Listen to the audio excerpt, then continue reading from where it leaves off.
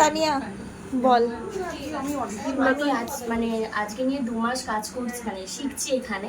তো আমি এখন অবধি বাইরে কোনো কাস্টমারের উপরে করিনি, বাট বাড়িতে প্র্যাকটিস গার্জেনদের উপর প্র্যাকটিস করেছি। কিন্তু দিদির কাছে শিখে আমি খুব স্যাটিসফাই, খুব সুন্দরভাবে হাতে ধরে কাজ শিখিয়েছে আর এখন অবধি শেখাচ্ছে। জানি এখান থেকে বলে অ্যাটলিস্ট অনেক কাস্টমারের কাছে ভালোভাবে রিভিউ পাবো, শিখতে পারবো।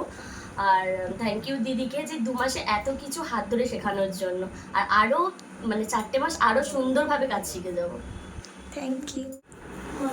বলো সুস্মিতা দি, তোমরা এই 2.5 মাস ধরে ক্লাস করছো, কি শিখছো বা কিরকম কি?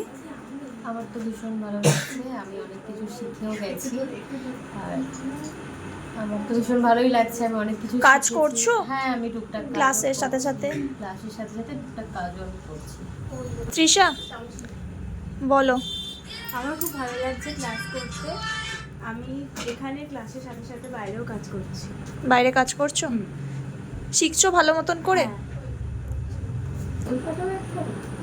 সোনিয়া বলো দেখি, এই 2.5 মাসে কি শিখছো, কিরকম শিখছো ক্লাসটায়? খুব ভালোভাবে শিখেছি, ভীষণ ভালো লেগেছে।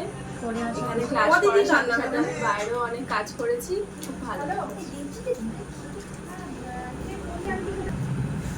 আশু বলো, ক্লাস করে কেমন?